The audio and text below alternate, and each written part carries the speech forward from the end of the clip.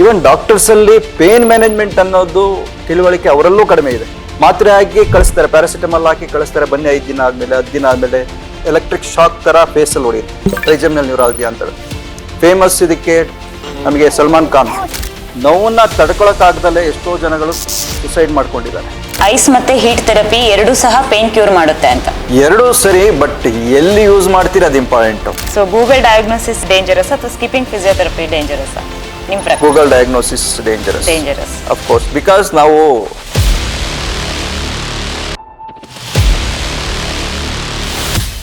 most manpower which was put to treat a COVID patients for anesthesiologist. ಅಲ್ಲಿಂದ recognition start ಆಯಿತು.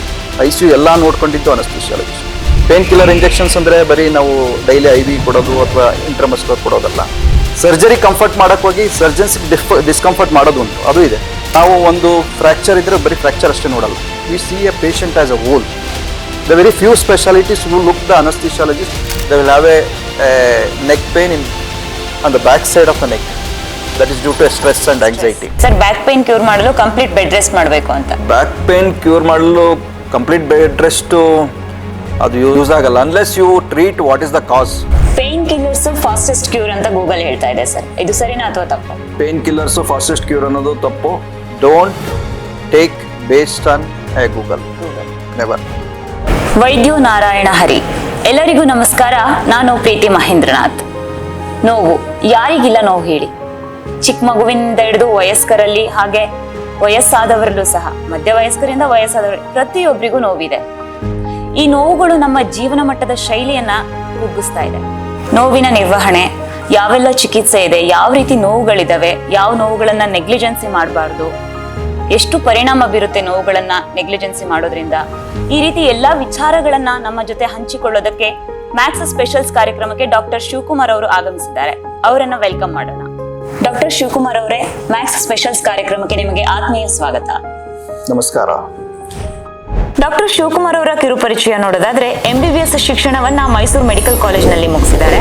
MD ಶಿಕ್ಷಣವನ್ನ Assam medical ಕಾಲೇಜ್ನಲ್ಲಿ ಮಾಡಿರೋದಷ್ಟೇ ಅಲ್ಲದೆ university gold medalist ಆಗಿ ಅನಸ್ಥೆಷಿಯಾಲಜಿಲಿ gold medal ತೆಗೆದುಕೊಂಡಿದ್ದಾರೆ.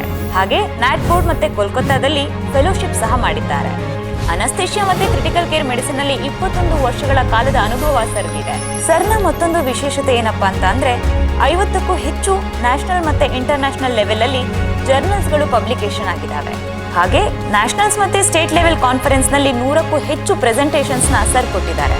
ಅವಾರ್ಡ್ಸ್ ಅಂಡ್ ಅಚೀವ್ಮೆಂಟ್ಸ್ ನೋಡೋದಾದ್ರೆ, ಮೇನ್ ಆಗಿ ISA ನ್ಯಾಷನಲ್ ಇಂದ ಯಂಗ್ ಅನಸ್ಥೆಲಾಜಿಸ್ಟ್ ಅವಾರ್ಡ್ ಸಿಕ್ಕಿದೆ ಸರ್ಗೆ. ಹಾಗೆ ವಿಶೇಷವಾಗಿ first to perform RF ablation for trigeminal neuralgia condition in central Karnataka. Doctor Shivakumar ಅವರು ಹಲವಾರು ಮೆಡಿಕಲ್ ಸೊಸೈಟಿನಲ್ಲಿ ಮೆಂಬರ್ಶಿಪ್ ಸಹ ಹೊಂದಿದ್ದಾರೆ. ಸರ್, ಸಾಕಷ್ಟು ಜನರಲ್ಲಿ ನೋವುಗಳು ಕಾಣಿಸ್ಕೊಳ್ತಾ ಇದೆ. ಈಗ ಡಾಕ್ಟರ್ ಹತ್ರ ಬರೋದೇ ನೋವಿದ್ದಾಗ. ವೆರೈಟೀಸ್ ಆಫ್ ನೋವಿದೆ, ಕೆಲವೊಂದಷ್ಟೇ ಗೊತ್ತಿದೆ. ಕೈ ನೋವು, ಕಾಲು ನೋವು, ಮಂಡಿ ನೋವು, ಸೊಂಟ ನೋವು, ತಲೆ ನೋವು, ಮೇಜರ್ ಆಗಿ ಗೊತ್ತಿರೋ ಈ ನೋವುಗಳು ಇದು. ಯಾವೆಲ್ಲ ನೋವುಗಳಿದಾವೆ, ಇದು ನಿರ್ವಹಣೆ ಹೇಗೆ ಟ್ರೀಟ್ಮೆಂಟ್ ಇದೆ, ಏನೆಲ್ಲ ಪ್ರೊಸೀಜರ್ಸ್ ಇದೆ ಅನ್ನೋ ಸಾಕಷ್ಟು ಪ್ರಶ್ನೆಗಳು ಜನರಲ್ಲಿದೆ ಸರ್. ಆ ಪ್ರಶ್ನೆಗಳ ಬಗ್ಗೆ ನಾವು ಒಂದಿಷ್ಟು ಮಾತಾಡೋಣ. ಸರ್, ಮೊದಲನೇದಾಗಿ ಪೇನ್ ಮ್ಯಾನೇಜ್ಮೆಂಟ್ ಅಂದ್ರೆ ಏನು, ಯಾವ ರೀತಿ ಪೇನ್ಸ್ಗಳು ಇದಾವೆ? ಈಗ ನೋವು ಅಥವಾ ಪೇನ್ ಮ್ಯಾನೇಜ್ಮೆಂಟ್ ಅಂತ ಏನಿದೆ, ಇದು very recent speciality. Last 10 to 20 years ಇಂದ ಬಂದಿರೋದು. ಪೇನ್ ಅಥವಾ ನೋವು ವಾಸ್ ಅ ನೆಗ್ಲೆಕ್ಟೆಡ್ ಸ್ಪೆಷಾಲಿಟಿ ಅಥವಾ neglected thing. So they considers, ನೀವು ಸರ್ಜರಿ ಆದಮೇಲೆ ಒಂದು ನೋವಾಗುತ್ತೆ ಅಂತ ಒಂದು ಮೊದಲಿನಿಂದ ಈ ಸಂಪ್ರದಾಯ ಬಂದ್ಬಿಟ್ಟಿದೆ. ನಾವು ತಡ್ಕೋಬೇಕು ಸರ್ಜರಿ ಆದರೆ. ಸೊ ನೋವಲ್ಲಿ ವಿಧವಾದ ನೋವುಗಳಿದ್ದಾವೆ. ಒಂದು, ಸಪೋಸ್ ನೀವು ಯಾರಾದರೂ ಬಿದ್ದರೆ ಫ್ರ್ಯಾಕ್ಚರ್ ಆಯಿತು ಅಂತ ಅಂದರೆ ಅದು ಒಂದು ನೋವು, ಅದಕ್ಕೆ ಕಾರಣ ಇದೆ, ಫ್ರ್ಯಾಕ್ಚರ್ ಆಗಿದೆ, ಅದು ನೋವು ಆಗುತ್ತೆ. ಅದು ಅಕ್ಯೂಟ್ ಪೇನ್ ಅಂತ ಏನು ಕರಿತೀವಿ. ನೀವು ಫ್ರ್ಯಾಕ್ಚರ್ ಸರಿ ಮಾಡಿದ ತಕ್ಷಣ ನೋವು ನಿವಾರಣೆ ಆಗುತ್ತೆ. ಅದೇ ರೀತಿ ಕೆಲವು ನೋವುಗಳು ದೀರ್ಘಾವಧಿ ನೋವು ಅಂತ ಏನು ಕರಿತೀವಿ, ಅವು most common and untreated pains. ತುಂಬ ದಿನಗಳಲ್ಲಿ ನೋವಿರುತ್ತೆ, ಕಾರಣಗಳೇ ಗೊತ್ತಿರಲ್ಲ, ಬಿದ್ದಿರೋದು ಯಾವಾಗ ಬಿದ್ದಿರ್ತಾರೆ, ಬಟ್ ಅದಕ್ಕೆ ನೋವಿಗೆ ಸುಧಾರಣೆ ಇರಲ್ಲ, ಅಥವಾ ಹೋಗ್ತಾರೆ ತುಂಬ ದಿನದಿಂದ ಮಾತ್ರೆಗಳನ್ನು ತಗೊತಾ ಇರ್ತಾರೆ, ನೋವು ನಿವಾರಣೆ ಆಗಿರಲ್ಲ. ಒಂದು ಇದಕ್ಕೆ ಮೇನು ಕಾರಣ ಏನು ನೋವು ನಿವಾರಣೆ ಆಗದಿರೋದಕ್ಕೆ? ಒಂದು, ಪಬ್ಲಿಕ್ಕಲ್ಲಿ ಇದ್ರ ಬಗ್ಗೆ ತಿಳುವಳಿಕೆ ಕಡಿಮೆ. ಎರಡನೇದಾಗಿ ಈವನ್ ಡಾಕ್ಟರ್ಸಲ್ಲಿ ಪೇನ್ ಮ್ಯಾನೇಜ್ಮೆಂಟ್ ಅನ್ನೋದು ತಿಳುವಳಿಕೆ ಅವರಲ್ಲೂ ಕಡಿಮೆ ಇದೆ. ಮಾತ್ರೆ ಹಾಕಿ ಕಳಿಸ್ತಾರೆ, ಪ್ಯಾರಾಸಿಟಮಾಲ್ ಹಾಕಿ ಕಳಿಸ್ತಾರೆ, ಬನ್ನಿ 5 ದಿನ ಆದಮೇಲೆ 10 ದಿನ ಆದಮೇಲೆ ಕೊನೆಗೆ ತಿಂಗಳಾನುಗಟ್ಟಲೆ ತೊಗೊಳ್ತಾ ಇರ್ತಾರೆ. ದೆನ್ ಅದು ತಿಂಗಳ ಬಿಟ್ಟು ವರ್ಷ ಆಗುತ್ತೆ, ವರ್ಷ ಇದು ಡಿಕೇಡ್ಸ್ ಆಗುತ್ತೆ. They will be continuing these pain killers.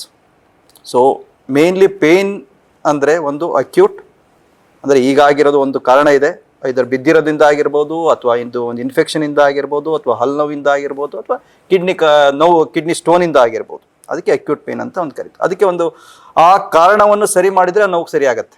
ಅದಕ್ಕೆ ಜಾಸ್ತಿ ಏನು ಪೇನ್ ಮ್ಯಾನೇಜ್ಮೆಂಟು ರಿಕ್ವೈರ್ಮೆಂಟ್ ಜಾಸ್ತಿ ಇಲ್ಲ. ಇನ್ನು ಕೆಲವು ಕಾಯಿಲೆಗಳಿರುತ್ತೆ ಸರ್. ಕೆಲವರಿಗೆ ಎಲೆಕ್ಟ್ರಿಕ್ ಶಾಕ್ ಥರ ಫೇಸಲ್ಲಿ ಹೊಡೆಯುತ್ತೆ, ಟ್ರೈಜೆಮಿನಲ್ ನ್ಯೂರಾಲಜಿ ಅಂತವೆ. ಫೇಮಸ್ ಇದಕ್ಕೆ ನಮಗೆ Salman Khan. Oh shit. And this to happen every 4-5 minutes, every 3 minutes. Oh my god. Severe pain ಇತ್ತು, ಯಾರು ಟ್ರೀಟ್ ಮಾಡೋಕ್ಕಾಗಲಿಲ್ಲ, ಅಮೆರಿಕಾಗೆ ಹೋದ್ರು, ಟ್ರೀಟ್ ಮಾಡಿಸಿದ್ರು. ಯಾಕೆಂದರೆ ಇಲ್ಲಿ ಸೌಲಭ್ಯ ಇರಲಿಲ್ಲ, ಟ್ರೈನಿಂಗ್ ಇರಲಿಲ್ಲ. ಅದೇ ರೀತಿ ಕೆಲವರು ಬ್ಯಾಕ್ ಪೇನ್ ಇರುತ್ತೆ, ಅವ್ರಿಗೆ ಏನಕ್ಕೆ ಬ್ಯಾಕ್ ಪೇನ್ ಇದೆ ಅಂತ ಗೊತ್ತಿರಲ್ಲ, ನೋವನ್ನು ಗುಳಿಗೆ ತಗೊಳ್ತಾ ಇರ್ತಾರೆ. ಇನ್ನು ಕೆಲವರುಗಳಿಗೆ ಫ್ರ್ಯಾಕ್ಚರ್ ಆಗಿರುತ್ತೆ, ಫ್ರ್ಯಾಕ್ಚರ್ ಆಗಿ ಸರಿ ಆಗುತ್ತೆ, 3-4 ತಿಂಗಳಾದಮೇಲೆ ಸ್ವೆಲ್ಲಿಂಗು, ಸ್ಟಿಫ್ನೆಸ್ ಬರುತ್ತೆ. ಅದಾದಮೇಲೆ ಅದು ನರಗಳ ಒಲ್ಲಿ ಎಲೆಕ್ಟ್ರಿಕಲ್ ಚೇಂಜಸ್ ಏನಿರುತ್ತೆ ಅದರಿಂದ ಈ ಪೇನ್ ಬರುವಂಥದ್ದು. ಇದು ನರಗಳ ಇದರಿಂದ ಬರುವಂಥ ಒಂದು ಸಮೂಹದಿಂದ ಬರುವಂಥ ನೋವುಗಳು. ಇವೆಲ್ಲ ಕ್ರೋನಿಕ್ ಪೇನ್ ಅಂತ ಕರಿತೀವಿ. ಇದಕ್ಕೆ ನಾವು ಸರಿಯಾದ ಚಿಕಿತ್ಸೆ ಹೋಗಬೇಕು, ಮತ್ತು ಸರಿಯಾದ ಡಾಕ್ಟರ್ ಹತ್ರ ಹೋದರೆ ಈ ಚಿಕಿತ್ಸೆ ಉಂಟು. ಒಂದು chronic and acute pain. Acute pain ಯಾವುದೋ ಒಂದು ಕಾರಣ ಇರುತ್ತೆ, ಅದರಿಂದ ಆಗುವಂಥ ನೋವು ಆ ಕಾರಣ ಸರಿ ಮಾಡಿದರೆ ಸರಿ ಆಗತ್ತೆ. ಕ್ರೋನಿಕ್ ಪೇನು ಅದಕ್ಕೆ ಇದೇ ಕಾರಣ ಅಂತ ಇರೋದಿಲ್ಲ. ನರದಿಂದ ಆಗಿರ್ಬೋದು, ಅಥವಾ ಮಾಂಸಖಂಡಗಳಿಂದ ಆಗಿರ್ಬೋದು, ಅಥವಾ ಬೇರೆ ಸಣ್ಣ ಫ್ರ್ಯಾಕ್ಚರ್ಗಳಿಂದ ಆಗಿರ್ಬೋದು. ಈ ದೌರ್ಬಲ್ಯಗಳಿಂದ ಆಗಿದ್ದಂಥ ಒಂದು ನೋವುಗಳನ್ನು ಸರಿಯಾದ ಡಾಕ್ಟರ್ ಹತ್ರ ಹೋಗಿ ಚಿಕಿತ್ಸೆ ಪಡೆದರೆ ಅವರಿಗೆ ಪೂರ್ಣಾವಧಿ ನೋವಿನ ಸಮಾಧಾನ ಸಿಗುತ್ತೆ. ಓಕೆ ಸರ್, ಅದು ನೆಕ್ಸ್ಟ್ ಕ್ವಶನ್ ಅದೇ ಆಗಿತ್ತು ಸರ್ ನಂದು. ಅಕ್ಯೂಟ್ ಪೇನ್ಗೂ ಮತ್ತು ಕ್ರೋನಿಕ್ ಪೇನ್ಗೂ ಡಿಫ್ರೆನ್ಸ್ ಏನಿದೆ? ಈ ಎರಡು ನಡುವೆ ಟ್ರೀಟ್ಮೆಂಟ್ ಯಾವ ಥರ ಡಿಫ್ರೆಂಟ್ ಆಗಿದೆ? ಅಕ್ಯೂಟ್ ಪೇನ್ ಅಂದರೆ ಏನು, ಅದಕ್ಕೆ ಟ್ರೀಟ್ಮೆಂಟ್ ಹೇಗಿದೆ? ಕ್ರೋನಿಕ್ ಪೇನ್ ಅಂದರೆ ಏನು, ಅದಕ್ಕೆ ಟ್ರೀಟ್ಮೆಂಟ್ ಯಾವ ಥರ ಇದೆ? ಈಗ ಅಕ್ಯೂಟ್ ಪೇನು ಈಗಾಗಲೇ ಹೇಳಿದ್ದಂಗೆ ನಿಮಗೆ ಅದಕ್ಕೆ ಒಂದು ಕಾರಣ ಇದೆ. ಐದರ್ ಹಲ್ಲು ನೋವು ಇರ್ಬೋದು, ಕಿಡ್ನಿ ಸ್ಟೋನ್ ಇರ್ಬೋದು, ಅಥವಾ ಹೊಟ್ಟೆ ನೋವು ಇರ್ಬೋದು, ಯಾವುದೇ ಒಂದು ಕರಳು ಗಂಟ್ಕೊಂಡು ಹೊಟ್ಟೆ ನೋವು ಇರ್ಬೋದು. ಇದಕ್ಕೆ ಒಂದು ಕಾರಣ ಇದೆ. ಆ ಕಾರಣಗಳನ್ನು ಸರಿ ಮಾಡಿದರೆ ಅಕ್ಯೂಟ್ ಪೇನ್ ಸರಿಯಾಗುತ್ತೆ. ನೀವು ಫ್ರ್ಯಾಕ್ಚರ್ ಇದೆ, ಫ್ರ್ಯಾಕ್ಚರ್ನ ಅದನ್ನು ಐದರ್ ಫಿಕ್ಸ್ ಮಾಡ್ತಾರೆ ಅಥವಾ ಸ್ಟೆಬಿಲೈಸ್ ಮಾಡ್ತಾರೆ, ಅದನ್ನು ಸರಿ ಮಾಡಿದರೆ ಅಕ್ಯೂಟ್ ಪೇನ್ ಸರಿಯಾಗತ್ತೆ. ಇನ್ನು ಕ್ರೋನಿಕ್ ಪೇನ್ ಅಂತ ಏನಿರುತ್ತೆ ಅದು 3 ಅಥವಾ 6 ತಿಂಗಳು ಮೇಲೂ ಒಂದು ನೋವು ಇದ್ದರೆ ಅಂಥ ನೋವುಗಳನ್ನು ಕ್ರೋನಿಕ್ ಪೇನ್ ಅಂತ ಕರಿತೀವಿ. ಅದು ತುಂಬ ವಿಧವಾದ ನೋವುಗಳಿದ್ದಾವೆ. ಒಂದು ನರಗಳ ವ್ಯತ್ಯಾಸದಿಂದ ಆಗ್ಬೋದು, ಮಾಂಸಖಂಡಗಳಿಂದ ಆಗ್ಬೋದು, ಅಥವಾ ಕೆಲವು ಟೈಮು ಫ್ರ್ಯಾಕ್ಚರ್ಸ್ಗಳಿಂದ ಆಗಿರ್ಬೋದು, ಮೈಕ್ರೋ ಫ್ರ್ಯಾಕ್ಚರ್ಸ್ ಅಂತ ಆಯಿತು. ಇನ್ನು ಕೆಲವು ಎಮೋಷ್ನಲ್ಲಿ ಕಾರಣಗಳಿಂದ ನೋವುಗಳು ಬರುತ್ತೆ. ಅದು ಡಿಪ್ರೆಷನ್ನಿಂದ ಆಗಿರ್ಬೋದು, ಆ್ಯಂಗ್ಸೈಟಿಯಿಂದ ಆಗಿರ್ಬೋದು. ಇದನ್ನು ಕೆಲವರು ಡಯಾಗ್ನೋಸ್ ಆಗ್ದಲೇ ಕೆಲವು ಪೇನ್ ಕಿಲ್ಲರ್ಸ್ ತಗೊಂಡ್ರೆ ಅದಕ್ಕೆ ಸಮಾಧಾನ ಅಲ್ಲ. ಅದಕ್ಕೆ ಆದ ಬೇರೆ ಬೇರೆ ವಿಧಾನಗಳ ಚಿಕಿತ್ಸೆಗಳಿದ್ದಾವೆ. ಅದರಿಂದ ಮಾಡಿದರೆ ಮಾತ್ರ, ಚಿಕಿತ್ಸೆ ಆ ಥರ ಮಾಡಿದರೆ ಮಾತ್ರ ಅದಕ್ಕೆ ಪೂರ್ಣಾವಧಿ ಚಿಕಿತ್ಸೆ ಸಿಗುತ್ತೆ, ಮತ್ತು ಪೇಷಂಟ್ಗಳು ಈ ಡಿಪ್ರೆಷನಿಂದ ಹೊರಗಡೆ ಬರ್ತಾರೆ. Pain ultimately causes depression, anxiety. ಈ ಪೇನ್ಗಳು ಕಡಿಮೆ ಆಗಲಿಲ್ಲ ಅಂದರೆ ಅವ್ರಿಗೆ ಯಾವ್ದು ಸಮಾಧಾನ ಇರಲ್ಲ, ದೇ ವಿಲ್ ಬಿ ಸಫರಿಂಗ್. ಕೆಲವು ಈಗ ನಾನು ಮೊದಲೇ ಹೇಳಿದೆ, ಒಂದು ಟ್ರೈಜೆಮಿನಲ್ ನ್ಯೂರಾಲಜಿ ಅಂತ ಇದೆ. ನೋವನ್ನು ತಡ್ಕೊಳಕ್ಕಾಗ್ದಲೇ ಎಷ್ಟೋ ಜನಗಳು ಸುಸೈಡ್ ಮಾಡ್ಕೊಂಡಿದ್ದಾರೆ. ಸೊ ನೋವು ಒಂದು ಪ್ರೊಟೆಕ್ಟಿವ್ ಮೆಕ್ಯಾನಿಸಮ್. ನೋವಿಲ್ಲ ಅಂತ ಅಂದರೆ ಯಾರೂ ಬದುಕಕ್ಕೆ ಸಾಧ್ಯ ಇಲ್ಲ. ಬಟ್ ಅದನ್ನು ನೆಗ್ಲೆಕ್ಟ್ ಮಾಡ್ತು ಅಂದರೆ ಈ ಥರ ಎಲ್ಲ ಪ್ರಾಬ್ಲಮ್ಗಳು ಸಾಲ್ವ್ ಆಗುತ್ತೆ. ಅದನ್ನು ಸರಿಯಾದ ಸಮಯದಲ್ಲಿ ಟ್ರೀಟ್ಮೆಂಟ್ ತೊಗೋಬೇಕು. ಓಕೆ ಸರ್, ಸಾಮಾನ್ಯವಾಗಿ ಅನಸ್ಥೆಲಾಜಿಸ್ಟ್ ಅಂತ ಅಂದರೆ ಬರೀ ಆಪರೇಷನ್ ಥಿಯೇಟರಲ್ಲಿ ಅಷ್ಟೇ ವರ್ಕ್ ಮಾಡ್ತಾರೆ ಅನ್ನೋ ಕಾನ್ಸೆಪ್ಟ್ ಇದೆ. ಈ ಬಗ್ಗೆ ನೀವೇನು ಹೇಳ್ತೀರಾ? ಇದಕ್ಕೆ ಎಸ್ ಸರ್ ನೋ ಬೋತ್. ಈಗ ಅರಿವಳಿಕೆ ವಿಭಾಗ ಅಥವಾ ಅನಸ್ಥಿಶಾಲಜಿ ಅಂತ ಏನು ಒಂದು speciality, it's very modern speciality. Started in 1846. ಒಂದು 150 ವರ್ಷ ಆಗಿದೆ ಇದಕ್ಕೆ. ಲಾಸ್ಟ್ 20 ವರ್ಷದವರೆಗೂ ಅರಿವಳಿಕೆ ಅಥವಾ anaesthesiology was limited to operation theatre. ಏಕೆಂದರೆ ಅವಾಗ ಇನ್ನೂ ಡೆವಲಪ್ ಆಗಿಲ್ಲ, ಮಾಡರ್ನ್ ಡೆವಲಪ್ಮೆಂಟ್ಸ್ ಆಗಿರಲಿಲ್ಲ, ಹೊಸ ಹೊಸ ಟೆಕ್ನಾಲಜಿ ಬಂದಿರಲಿಲ್ಲ. ಈಗ ಲಾಸ್ಟ್ 20 ಇಯರ್ಸಿಂದ ಇದು ತುಂಬ ಚೇಂಜ್ ಆಗಿದೆ. ನಿಮಗೆ ಗೊತ್ತಿರ್ಬೋದು ಕೋವಿಡ್ ಟೈಮಲ್ಲಿ the most manpower which was put to treat a Covid patients for anaesthesiologist. ಅಲ್ಲಿಂದ ರಿಕಗ್ನಿಷನ್ ಸ್ಟಾರ್ಟ್ ಆಯಿತು. ICU ಎಲ್ಲ ನೋಡ್ಕೊಂಡಿದ್ದು ಅನಸ್ಥಿಷಿಯಾಲಜಿಸ್ಟ್. ಬೇರೆಯವರು ನೋಡ್ಕೊಂಡಿದ್ದಾರೆ, ಹಂಗಂತ ಇದು ಮಾಡೋಕ್ಕಾಗಲ್ಲ. But manpower, major manpower especially in a Covid care was anaesthesiologist. So ಅರವಳಿಕೆ ವಿಭಾಗದವರು only operation ರೂಮಿಗೆ ಅಷ್ಟೇ ಸೀಮಿತವಾಗಿದ್ದಾರಾ ಅಥವಾ ಆಪರೇಷನ್ ಹೊರಗಡೆನೂ ವರ್ಕ್ ಮಾಡ್ತಾರಾ? ಇದು ತುಂಬ ಜನಕ್ಕೆ ಗೊತ್ತಿಲ್ಲ. ಆಪರೇಷನ್ ಅಂದರೆ ಬರೀ ನಾವು ಒಂದು ಮದ್ದು ನೀಡಿ ಅವರಿಗೆ ಜ್ಞಾನ ತಪ್ಪಿಸೋದು ಅಷ್ಟೇ ಅಲ್ಲ. ಆಪರೇಷನ್ಗಿಂತ ಮುಂಚೆ ಪೇಷಂಟನ್ನ ಆಪರೇಷನ್ಗೆ ರೆಡಿ ಮಾಡೋದು. ಅವರು ಆಪರೇಷನ್ ಅನಸ್ಥೀಷಿಯಾ ತಡ್ಕೋಬೇಕು ಮತ್ತು ಸರ್ಜರಿ ತಡ್ಕೋಬೇಕು. So anaesthesiologist will work before surgery. Optimise ಮಾಡಬೇಕು. ಪೇಷಂಟ್ ಒಬ್ಬರು ಸ್ಮೋಕ್ ಮಾಡಿ ಲಂಗ್ಸ್ ಡ್ಯಾಮೇಜ್ ಆಗಿರುತ್ತೆ, ಅಥವಾ ಹಾರ್ಟಿಂದು ಫೇಲ್ಯೂರ್ ಇರುತ್ತೆ, ಕಿಡ್ನಿ ಪ್ರಾಬ್ಲಮ್ಸ್ ಇರುತ್ತೆ, ಡಯಾಬಿಟಿಕ್ ಅನ್ಕಂಟ್ರೋಲ್ಡ್ ಇರುತ್ತೆ. ಇವನ್ನೆಲ್ಲ ಒಂದು ಸಮಾಧಾನ ರೀತಿಯಾಗಿ ತಂದು ಅವರಿಗೆ ಆಪರೇಷನ್ ಮಾಡೋದು. ಸೆಕೆಂಡು, ಆಪರೇಷನ್ ಸಮಯದಲ್ಲಿ ಅಲ್ಟಿಮೇಟ್ ಗೋಲ್ ಏನು? ಪೇಷಂಟ್ಗೆ pain free, safe and comfortable ಆಗಿರೋ ನೋಡ್ಕೊಳ್ಳೋದು. ಮತ್ತು surgery should be comfortable, not the surgeons, not the otherwise around. Sometimes ನಾವು ಸರ್ಜರಿ ಕಂಫರ್ಟ್ ಮಾಡೋಕ್ಕೆ ಹೋಗಿ ಸರ್ಜನ್ಸ್ಗೆ ಡಿಸ್ಕಂಫರ್ಟ್ ಮಾಡೋದು ಉಂಟು, ಅದು ಇದೆ. ಆ್ಯಂಡ್ ಅದಾದಮೇಲೆ, ಸರ್ಜರಿ ಆದಮೇಲೆ, ಯಾವುದು ಆಪರೇಷನ್ ಆದಮೇಲೆ, ಸರ್ಜರಿ ನಂತರ ಪೇಷಂಟು ಒಂದು ಸ್ಟೇಬಲ್ ಆಗುವವರೆಗೆ ನೋಡ್ಕೊಳ್ಳೋದು. ಪೇಷಂಟ್ ಮೇ ಬಿ ವೆಂಟಿಲೇಟರ್ ಇರ್ಬೋದು, ಪೇಷಂಟ್ಗೆ ಇನ್ಫೆಕ್ಷನ್ ಇರ್ಬೋದು, BP ಕಡಿಮೆ ಇರ್ಬೋದು, ಜಾಸ್ತಿ ಇರ್ಬೋದು. ಇವನ್ನೆಲ್ಲ ಒಂದು ಸಮಾಧಾನ ರೀತಿಯಲ್ಲಿ ತಂದು ಪೇಷಂಟು ಒಂದು ಸ್ಟೇಬಲ್ ಆಗೋವರೆಗೆ ನೋಡ್ಕೊಳ್ಳೋ ಜವಾಬ್ದಾರಿ ಅನಸ್ಥಿಷಿಯಾಲಜಿಸ್ಟ್. ಇದೆಲ್ಲ ನೋಡ್ಕೊಳ್ತಿದ್ದು ಮೊದಲು surgeons the part and parcel of this things ಇದ್ದರು. ಇವಾಗ ನಮ್ಮದು ಸ್ಟಡಿ ಹೆಂಗಿದೆ ಅಂದರೆ ಕರಿಕ್ಯುಲಮಲ್ಲಿ anaesthesiology we see a patient as holistically. Holistically means to explain it ಅಂದರೆ, ನಾವು ಒಂದು ಫ್ರ್ಯಾಕ್ಚರ್ ಇದ್ದರೆ ಬರೀ ಫ್ರ್ಯಾಕ್ಚರ್ ಅಷ್ಟೇ ನೋಡಲ್ಲ. We see a patient as a whole. The very few specialities who look the anaesthesiologist we look the patient as a whole. ಅಂದರೆ ಬರೀ fracture ನೋಡಲ್ಲ. ಪೇಷಂಟು ಹಾರ್ಟ್ ಫ್ರ್ಯಾಕ್ಚರ್ ಜೊತೆ ಹಾರ್ಟ್ ಪ್ರಾಬ್ಲಮ್ ಇದ್ದರೆ ಹಾರ್ಟು ನೋಡ್ತೀವಿ, ಪೇಷಂಟಿಗೆ ಡಯಾಬಿಟಿಸ್ ಇದ್ದರೆ ಅದು ನೋಡಬೇಕಾಗತ್ತೆ, ಬೇರೆ ಯಾವುದೋ ತೊಂದರೆಗಳಿದ್ದ ಅದು ನೋಡಬೇಕಾಗತ್ತೆ. ಈ ಆರ್ಥೋಪೆಡಿಷಿಯನ್ಸ್ ಆಗಲಿ ಅವರು ಬರೀ ಆ ಪಾರ್ಟ್ ಮಾತ್ರ ನೋಡ್ತಾರೆ. ಅದು ಅವ್ರ ತಪ್ಪಲ್ಲ, ಅದು ಅವ್ರದ್ದು ಕರ್ತವ್ಯ. ನಮ್ಮ ಕರ್ತವ್ಯ ನಮ್ದಿದು. ಸೊ ಇದು ಒಂದು ಆಪರೇಷನ್ ಥಿಯೇಟ್ರು. ಅದನ್ನು ನೆಕ್ಸ್ಟು ಬೇರೆ ಏನು ಮಾಡ್ತಾರೆ ಅನಸ್ಥಿಷಿಯಾಲಜಿಸ್ಟು? ಇದು ಯಕ್ಷ ಪ್ರಶ್ನೆ, ಎಷ್ಟೋ ಜನಕ್ಕೆ ಗೊತ್ತಿಲ್ಲ. ಮೋಸ್ಟ್ ಕ್ರಿಟಿಕಲ್ ಕೇರ್, ICU ಅಂತ ಏನು ಕರಿತೀವಿ ಜನರಲ್ ಸೆನ್ಸಲ್ಲಿ, ಮೋಸ್ಟ್ ಹಾಸ್ಪಿಟಲಲ್ಲಿ ಕ್ರಿಟಿಕಲ್ ಕೇರ್ ನೋಡ್ಕೊಳ್ಳೋರು ಅನಸ್ಥಿಷಿಯಾಲಜಿಸ್ಟ್. ಅಫ್ಕೋರ್ಸ್ ಈಗ anaesthesiologist those are trained in a critical care medicine, they will look after critical care. ನಮ್ಮ ಹಾಸ್ಪಿಟಲ್ ಏನು ಸ್ಪೆಷಾಲಿಟಿ ಅಂದರೆ, ನಾವು ಒಂದು ಕ್ಲೋಸ್ಡ್ ICU ಅಂತ ಏನು ಮಾಡಿದ್ವಿ, around 17-18 bed, where we look entire patients will be looked after by only anaesthesiologist who are trained in critical care medicine. We ask, of course we ask other specialties to look whenever required, otherwise we look into the patient entirely. It's our responsibility. It's called as closed ICU, one of the thing which is available in a max super specialty hospital. Other thing apart from ICU or critical care medicine, what else we see? We look into the interventional pain management. ಏನು ಇವತ್ತು ಮಾತಾಡ್ತಿದ್ವಿ pain management ಬಗ್ಗೆ. Interventional pain management ಬರೀ ಗುಳಿಗೆ ಕೊಡೋದಲ್ಲ, tablets ಕೊಡೋದಲ್ಲ. Pain killer injections ಅಂದರೆ ಬರೀ ನಾವು daily IV ಕೊಡೋದು ಅಥವಾ ಇಂಟ್ರಾಮಸ್ಕ್ಯುಲರ್ ಕೊಡೋದಲ್ಲ. ಕೆಲವು ಪ್ರೊಸೀಜರ್ ನಾವು ಮಾಡ್ತೀವಿ. ಲೈಕ್ ಸಪೋಸ್ ನಾವು ಈಗ ಕೆಲವು ಮೊದಲು ಟ್ರೈಜಮ್ನಲ್ ನ್ಯೂರಾಲಜಿ ಅಂತ ಹೇಳಿದೆ, ಅದಕ್ಕೆ ಒಂದು ಬ್ರೈನ್ ಸರ್ಜರಿ ಮಾಡಿ ಅದನ್ನು ಕ್ಯೂರ್ ಮಾಡ್ತಾಯಿದ್ರು, ಈಗಲೂ ಮಾಡ್ತಾರೆ. ನಾವೇನು ಮಾಡ್ತೀವಿ, ನಾವು ಒಂದು ನೀಡಲಲ್ಲಿ ಬರ್ನ್ ಮಾಡಿ ಆ ಪೇನ್ನ ಕಡಿಮೆ ಮಾಡ್ತೀವಿ. ಪೇಷಂಟ್ ಬೆಳಿಗ್ಗೆ ಬರ್ತಾರೆ, ಸಾಯಂಕಾಲ ಹೋಗ್ತಾರೆ. ಸೊ ಈ ರೀತಿ ತುಂಬ ಪ್ರೊಸೀಜರ್ಸ್ಗಳಿದೆ ಪೇನ್ ರಿಲೇಟೆಡಲ್ಲಿ. So with respect to anaesthesiologist ಬರೀ OTಗೆ ಅಷ್ಟೇ ಸೀಮಿತ ಅಲ್ಲ.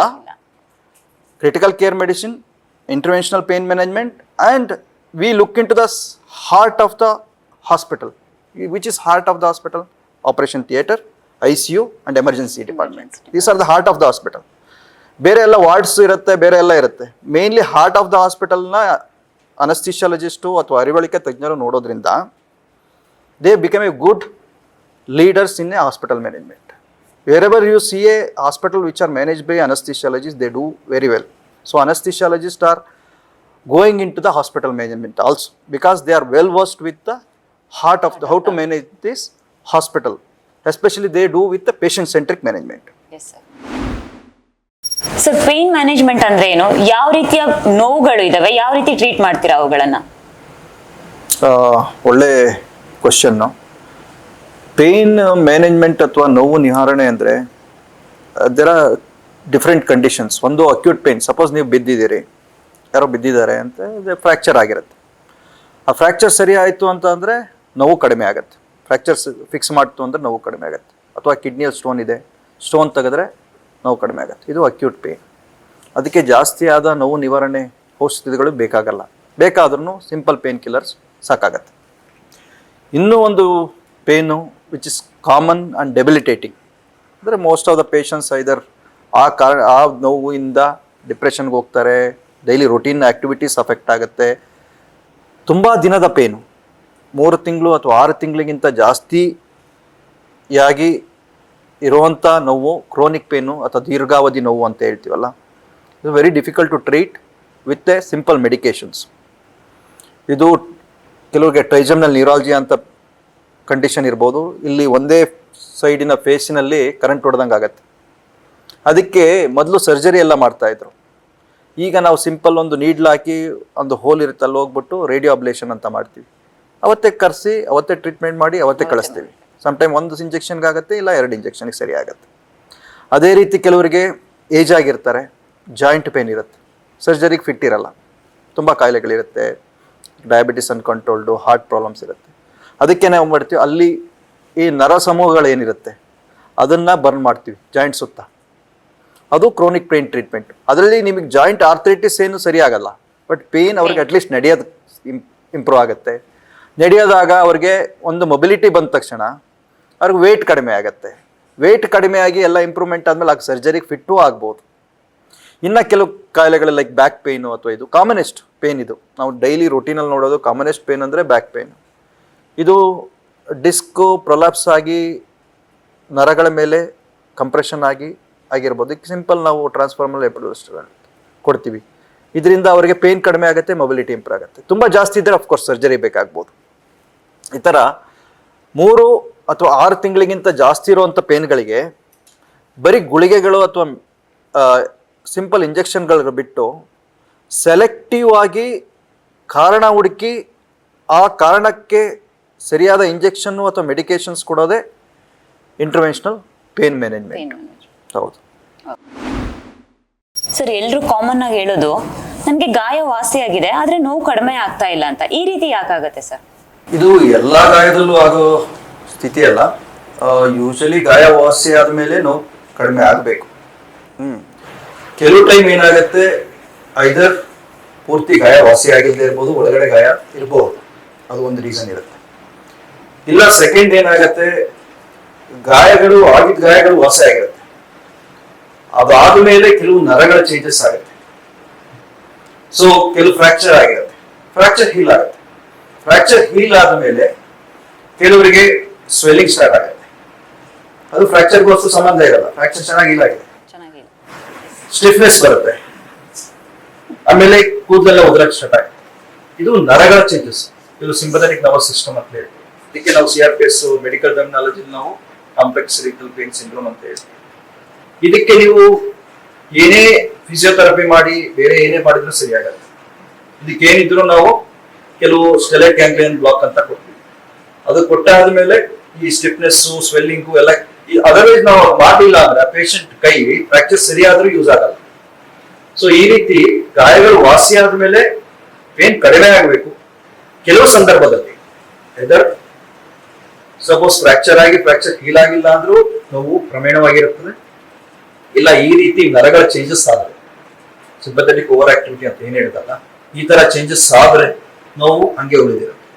ಸೊ ಇವು ತುಂಬಾ ಕಾರಣಗಳಿವೆ. ಇದು ಕೆಲವು ಕಾರಣಗಳು. ನೋವು ಗಾಯ ವಾಸಿ ಆದ್ರೂ ನೋವು ಇರಬೇಕು.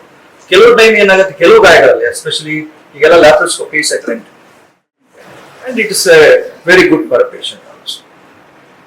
ಈ ಲ್ಯಾಪ್ರೋಸ್ಕೋಪಿ ಎಲ್ಲಿ ನಾವು ಕೆಲವು ಸ್ಕೋಪ್ ಪೋರ್ಟ್ ಆಗ್ಲಿ ಹಾಕ್ಬೇಕಾದ್ರೆ ಕೆಲವು ನರಗಳು ಸಿಗಾಕೊಂಡಿರುತ್ತೆ, ಸ್ಕಾರ್ ಮಧ್ಯೆ ಸಿಗಾಕೊಳ್ಳೋದು. ಈ ಸ್ಕಾರ್ ಮಧ್ಯೆ ನರಗಳು ಸಿಗಾಕೊಳ್ಳೋದ್ರಿಂದ ನೋವುಗಳು ಕಂಟಿನ್ಯೂಸ್ ಆಗಿರುತ್ತೆ. ಅವ್ರದ್ದು ಏನ್ ಕಾರಣಕ್ಕೆ ಸರ್ಜರಿ ಆಗಿರ್ತಾ ನೋವಿರಲ್ಲ, ಅದರ ಬಿಟ್ಟು ನರಗಳು ಎಲ್ಲಿ ಸ್ಕೋಪ್ ಹಾಕಿ ಜಾಗದಲ್ಲಿ ಸಿಗಾಕೊಂಡಿರುತ್ತೆ ಅದರಿಂದ ನೋವಾಗುತ್ತೆ. ಅದಕ್ಕೆ ಎಂಟ್ರಾಪ್ಮೆಂಟ್ ನೋವುತ್ತೆ.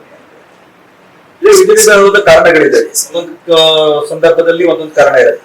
ಸೊ ಇದು ಫ್ಯೂ ಕಾರಣಗಳು ಯಾಕೆ ಗಾಯ ವಾಸಿ ಆದ್ಮೇಲೂ ನೋವಿರುತ್ತೆ ಅನ್ನೋದಕ್ಕೆ ಚೆಕ್ ಮಾಡಿಸ್ಬೇಕು. ಅಂದ್ರೆ ಅದಕ್ಕೇನು ಈಗ ಅದೇ ಹೇಳಿದ್ದಲ್ಲ, ಈಗ ಸಪೋಸ್ CRPS ಅಂತ ಅದಕ್ಕೆ ನೀವು ಕರೆಕ್ಟ್ ಆಗಿರೋ, ಈಗ ಅದು ಫ್ರಾಕ್ಚರ್, ಈಗ ಆರ್ಥೋಪೆಡಿಷಿಯನ್ ಹತ್ರ ಹೋದ್ರೆ ಅದು ಜಾಸ್ತಿ ಅವ್ರು ಏನು ಮಾಡಕ್ಕಾಗಲ್ಲ. ಫಿಸಿಯೋಥೆರಪಿ ಅಂತ ಹೇಳ್ತಾರೆ, ಫಿಸಿಯೋಥೆರಪಿ ಸ್ವಲ್ಪ ಇಂಪ್ರೂವ್ ಆಗ್ಬೋದು.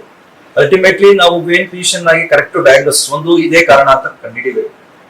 ನೆಕ್ಸ್ಟ್ ಅದಾದ್ಮೇಲೆ ಅದಕ್ಕೆ ಕರೆಕ್ಟ್ ಆಗಿರೋ ಟ್ರೀಟ್ಮೆಂಟ್ ಕೊಡಬೇಕು. ಬರೀ ಅದಕ್ಕೆ ನಾವು ಪೇನ್ ಕಿಲ್ಲರ್ಸ್ ಕೊಡ್ತೀವಿ ಸಾಧ್ಯವಿಲ್ಲ, ಅದು ಕಡಿಮೆ ಆಗೋದಿಲ್ಲ ಎಷ್ಟು ದಿನ ಆದ್ಮೇಲೆ. ಅಲ್ಟಿಮೇಟ್ಲಿ ಅದು ಕೈ ಯೂಸ್ಲೆಸ್ ಆಗುತ್ತೆ. ಸೊ ಅದು ಏನ್ ಕಾರಣಕ್ಕಾಗಿದೆ ಆ ಕಾರಣಕ್ಕೆ ಸರಿಯಾದ ಚಿಕಿತ್ಸೆ ಕೊಟ್ರೆ ಮಾತ್ರ ಸರಿಯಾಗುತ್ತೆ. ಈಗ ಎಂಟ್ರಾಪ್ಮೆಂಟ್ ನೀರೋಪತಿ, ಅದಕ್ಕೆ ಕರೆಕ್ಟ್ ಆಗಿ ಆ ನರದ ಜಾಗದಲ್ಲಿ ನಾವೇನ್ ಇಂಜೆಕ್ಷನ್ಸ್ ಕೊಡ್ಬೇಕು ಅದು ಕೊಟ್ರೆ ಅಥವಾ ಬೇರೆ ಏನು ಟ್ರೀಟ್ಮೆಂಟ್ ಅದು ಕೊಟ್ರೆ ಮಾತ್ರ ಸಮಾಧಾನ ಆಗುತ್ತೆ. ಇಲ್ಲ ಅಂದ್ರೆ ಆ ನೋವು ಕಂಟಿನ್ಯೂ ಆಗುತ್ತೆ. ಹೌದು ಸರ್, ಸಾಮಾನ್ಯವಾಗಿ ನೋವನ್ನ ನೆಗ್ಲಿಜೆನ್ಸಿ ಮಾಡೋದು ಜಾಸ್ತಿ. ಯಾವ ರೀತಿ ನೋವುಗಳನ್ನ ನೆಗ್ಲಿಜೆನ್ಸಿ ಮಾಡ್ಬೋದು? ಇನ್ ಕೇಸ್ ಅವ್ರು ನೆಗ್ಲೆಕ್ಟ್ ಮಾಡ್ತಾ ಇದ್ದಾರೆ ಅಂದ್ರೆ ಮುಂದಿನ ದಿನಗಳಲ್ಲಿ ಯಾವ ರೀತಿ ಪರಿಣಾಮ ಬೀರುತ್ತೆ? ಈಗ ಪೇನ್ ನೋವು ಅನ್ನೋದು ಇಟ್ಸ್ ವಾರ್ನಿಂಗ್ ಸೈನ್. ಯಾವುದೇ ನೋವನ್ನ ನೆಗ್ಲೆಕ್ಟ್ ಮಾಡಬಾರ್ದು. ನೆಗ್ಲೆಕ್ಟ್ ಮಾಡಿದ್ರೆ ಅದು ಪ್ರಾಬ್ಲಮ್ಗಳಾಗ್ಬೋದು, ಲಾಂಗ್ ಟರ್ಮ್ ಎಫೆಕ್ಟ್ಸ್ ಗಳಿರುತ್ತೆ. ಈಗ ಅದಕ್ಕೇನೆ ನೋವನ್ನ ನಾವು 5th ವೈಟಲ್ ಸೈನ್ ಅಂತ ಕರೀತೀವಿ.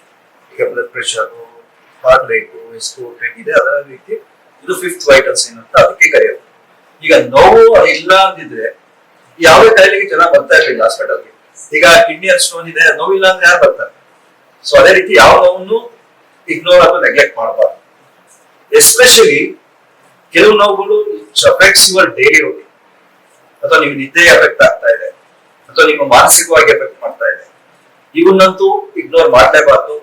ನೀವು ಕರೆಕ್ಟ್ ಆಗಿ ಯಾವುದು ನೋವಿದೆ ಆ ಸಂಬಂಧಿತ ಡಾಕ್ಟರ್ಗಳಿಗೆ ತೋರಿಸ್ಬೇಕು. ಕೆಲವು ಎಲ್ಲಾ ನೋವುಗಳಿಗೂ ಪೇನ್ ಫಿಸಿಷಿಯನ್ ಹತ್ರ ಹೋಗ್ಬೇಕಾಗಿರಲ್ಲ. ಹೊಟ್ಟೆ ನೋವಿರುತ್ತೆ, ನಿಮ್ಗೆ ಗ್ಯಾಸ್ಟ್ರೋಎಂಟರಾಲಜಿಸ್ಟ್ ಹತ್ರ ತೋರಿಸ್ಬೇಕಾಗತ್ತೆ. ಬೋನ್ ಪೇನ್ ಇರುತ್ತೆ, ಆರ್ಥೋಪೆಡಿಷಿಯನ್ಸ್ ಹತ್ರ ತೋರಿಸ್ಬೇಕಾಗತ್ತೆ. ಅದೇ ರೀತಿ ಕೆಲವು ಕ್ರೋನಿಕ್ ಪೇನ್ ಇದ್ದಾರೆ, ಇಂಟರ್ವೆನ್ಷನಲ್ ಪೇನ್ ಮ್ಯಾನೇಜ್ಮೆಂಟ್ ಅವ್ರ ಹತ್ರ ಹೋಗಿ ತೋರಿಸ್ಬೇಕಾಗತ್ತೆ. ಸೊ ಯಾವುದೇ ನೋವನ್ನ ಇಗ್ನೋರ್ ಮಾಡಬಾರ್ದು. ಅಟ್ಲೀಸ್ಟ್ ಒಂದ್ಸಲನಾದ್ರೂ ತೋರಿಸ್ಬೇಕಾಗತ್ತೆ. ಕೆಲವು ನೋವುಗಳು ಹೊಟ್ಟೆ ನೋವಿರುತ್ತೆ, ಕೆಲವರಿಗೆ ಅವ್ರಿಗೆ ಹಾರ್ಟ್ ಪ್ರಾಬ್ಲಮ್ ಇದ್ದಾಗ, ಹಾರ್ಟ್ ಅಟ್ಯಾಕ್ ಆದಾಗ ಹೊಟ್ಟೆ ನೋವು ಬರುತ್ತೆ. ಸೊ ಯಾವುದೇ ನೋವನ್ನ ಇಗ್ನೋರ್ ಮಾಡಬಾರ್ದು. Especially those pain which affects their daily routine and the sleep and their mental peace should not be ignored. Should immediately take appropriate consultation with doctors. ಹಾಗೆ sir, ಇತ್ತೀಚಿನ ದಿನಗಳಲ್ಲಿ ರೂಟ್ಸ್ ಅಲ್ಲಿ ಮಸಲ್ಸ್ ಪೇನ್ ಮತ್ತೆ joints pain ಜಾಸ್ತಿ ಆಗ್ತದೆ. ಯಾಕೆ ಈ ರೀತಿ ಆಗ್ತದೆ? ಈಗ ಯೂತ್ಸ್ ಅಲ್ಲಿ ಅಥವಾ ಸಣ್ಣ ಮಕ್ಕಳಲ್ಲಿ ಯೂಶಲಿ ಪೇನ್ ಕಡಿಮೆ. ಅವ್ರಿಗೆ ಈಗ ಏನಕ್ಕ ನಾವು ಚಿಕ್ಕವರಿದ್ದಾಗ ಆಗ್ತಿತ್ತು ಪೇನ್ಗಳು ಬೇರೆ ರೀತಿ ಪೇನ್ ಆಗ್ತಿತ್ತು, ಬೀಳ್ತಾ ಇತ್ತು, ಆಟ ಆಡ್ತಾ ಇತ್ತು, ಅದರಿಂದ ಆಗ್ತಾ ಇದೆ. ಈಗ ಯಾವ ರೀಸನ್ ಇಂದ ಆಗ್ತಾ ಇದೆ? ಒಂದು, ಜಾಯಿಂಟ್ ಪೇನ್ ಬರೋದಕ್ಕೆ obesity, fast food related obesity, weight gain ಆಗುತ್ತೆ, joint pain. Second most important is social interaction ಕಡಿಮೆ ಆಗ್ತದೆ. They are into a virtual world, so which affects emotionally to them. So most of them they are going to a psychological problems. Psychological problems ನಿಮ್ಗೆ ಏನು ನೋವಿರುತ್ತೆ ಅದನ್ನ exaggerate ಮಾಡೋದು. So they make muscle, ಅವ್ರಿಗೆ ತೊಂದರೆ ಇಲ್ಲದೆ ಇರಬಹುದು, but they will have muscular pain ಅಥವಾ ಬೇರೆ ನೋವು ಅಂತ ಹೇಳ್ತಾರೆ. These are a reflection of a mental problem, either directly with respect to involvement to the virtual world ಅಥವಾ ಪೇರೆಂಟಲ್ ಅಕ್ರಿಟಿಕು, ಪೇರೆಂಟಲ್ ಫ್ಯಾಮಿಲಿ ಇಶ್ಯೂ, ಎಲ್ಲಾ ಕಾರಣಗಳಿಂದ ಇದು ನೋವುಗಳು ಜಾಸ್ತಿ. ಒಂದು ಸೈಕಾಲಜಿಕಲ್, ಇಲ್ಲ ಅಂತ ಅಂದ್ರೆ usage of mobile devices or other things. Constantly laying down on the sofa bed using mobile devices. These are all affecting and increasing the pain in a small kids and even with the yo. Sir ಇವಾಗ instant relief ಸಿಕ್ಕಿರುವಂತ pain killers ಮೊರೆ ಹೋಗ್ತಾ ಜಾಸ್ತಿ ಆಗ್ತಾ ಇದೆ. ಈ pain killers ನ ಜಾಸ್ತಿ ತಗೊಳ್ಳೋದ್ರಿಂದ long term ಅಲ್ಲಿ ಎಫೆಕ್ಟ್ ಆಗ್ತಿದೆ ಅಂತ ಕೇಳಿ ಬರ್ತಾ ಇದೆ. ಈ ಬಗ್ಗೆ ನೀವೇನ್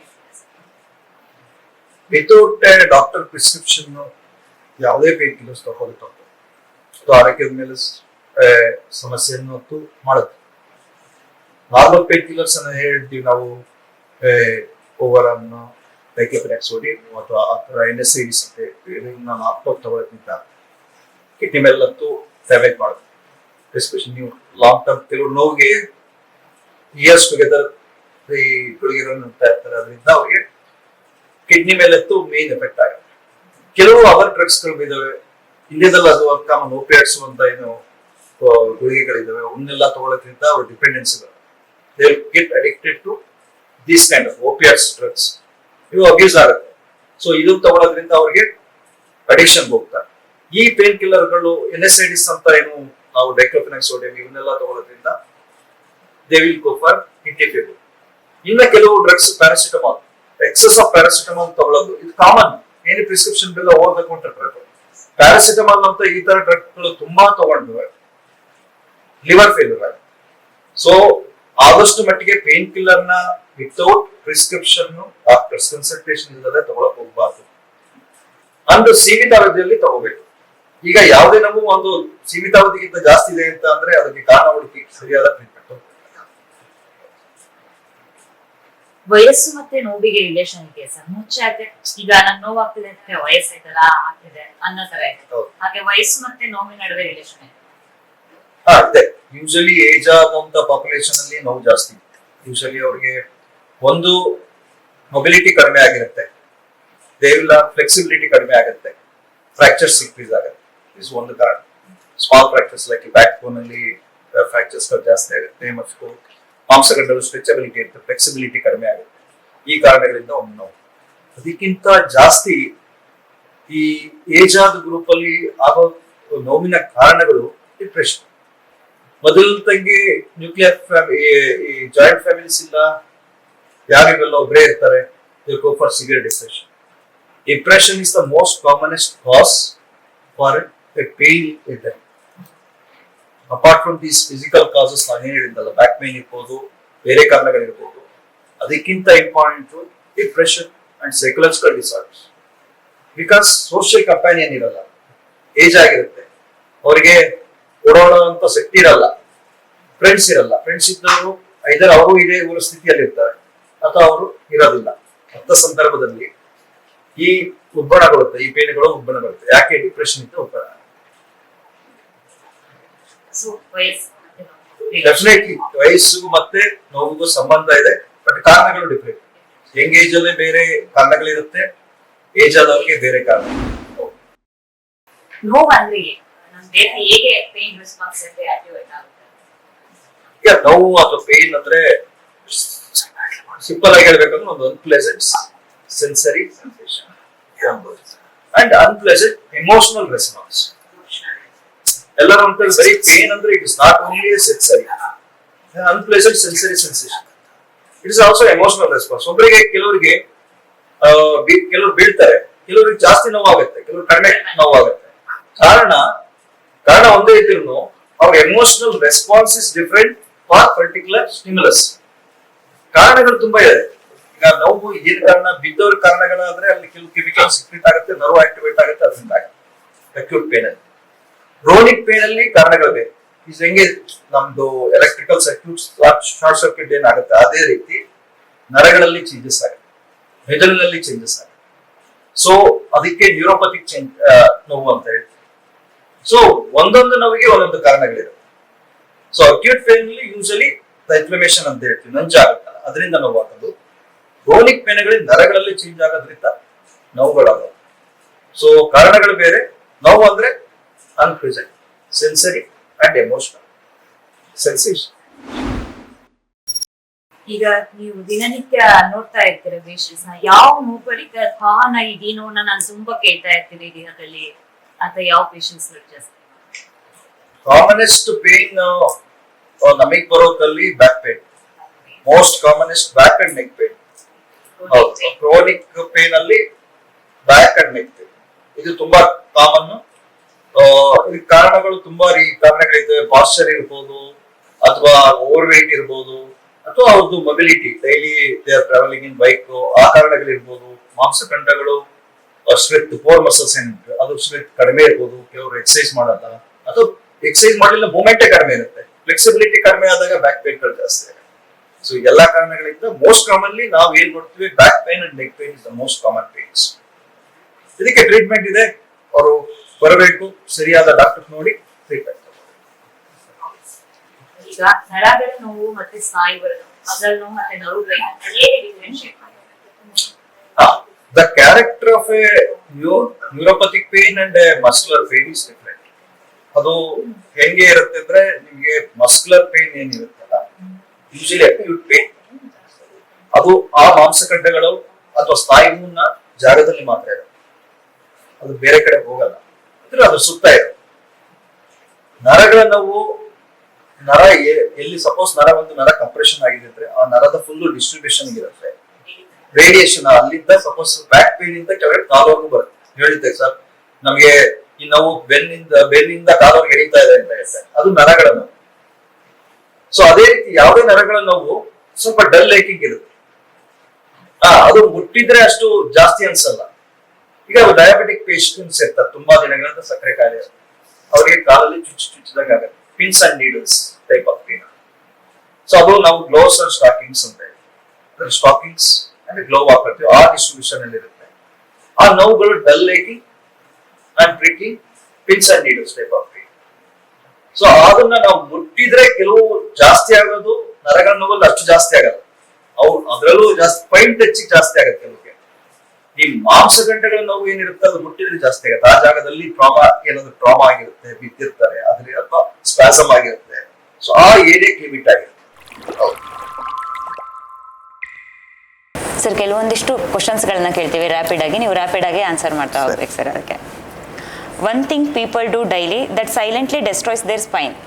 ಒಂದು, lifting heavy weights, especially bend and lifting heavy weights, and not taking care of their core muscles, not doing exercise properly, core muscles strengthen ಮಾಡದಲೆ ಸ್ಟ್ರೈಟ್ ಫಾರ್ವರ್ಡ್ ನೀವು ಹೆವಿ ವೇಟ್ ನ ಎತ್ತಿದ್ರೆ definitely causes a back pain. The funniest excuse patients give to avoid exercise. Funniest excuse, ನನಗೆ ವಯಸ್ಸಾಯ್ತು, ಇಲ್ಲ ನನಗೆ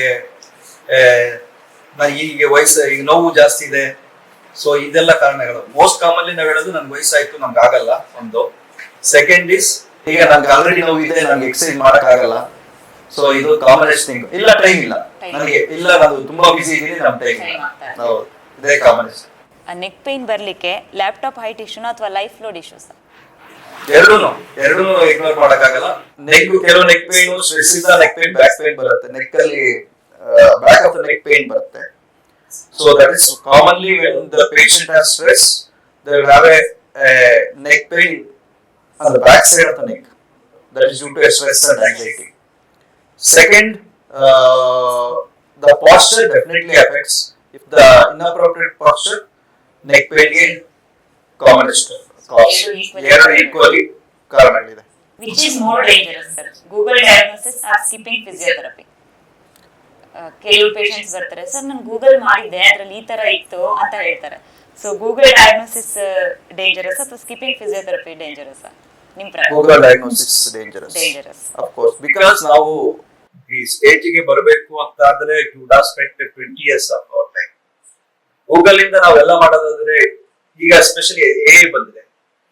so these will not give a definitive diagnosis. We have broadly some things, but if that particular thing is maybe dangerous to a patient, so ನಾವು suppose ನಾವು phone ಅಲ್ಲಿ ಯಾವ patient ಗೆ diagnose ಮಾಡಿ, doesn't work like that. So Google diagnosis service. One pain complaint to hear 100 times a day. ಒಂದ್ ದಿನದಲ್ಲಿ ನಾನು ಈ ಪೇನ್ ಬಗ್ಗೆ 100 ಸಾರಿ ಆದ್ರೂ ಕೇಳ್ತೀನಿ ಅನ್ನೋ ತರದ್ದು ಪೇನ್ ಯಾವುದು? Trigeminal neuralgia, no doubt. Trigeminal neuralgia 100 times ಆದ್ರೂ they will have electric shock like pain. They will never forget that pain. And trigeminal neuralgia, one of the severe kind of pain. ಅವರು ಯಾವಾಗಲೂ ಅದ್ರ ಬಗ್ಗೆ ಯೋಚನೆ ಮಾಡ್ತಿರ್ತಾರೆ. Sir IT employees ಗೆ ನೀವು online ಅಲ್ಲಿ ಏನಾದ್ರು ಮೆಸೇಜ್ ಕೊಡ್ಬೇಕು ಅಂದ್ರೆ ಏನ್ ಕೊಡ್ತೀರಾ? Especially with IT employees, they are stressed out so much.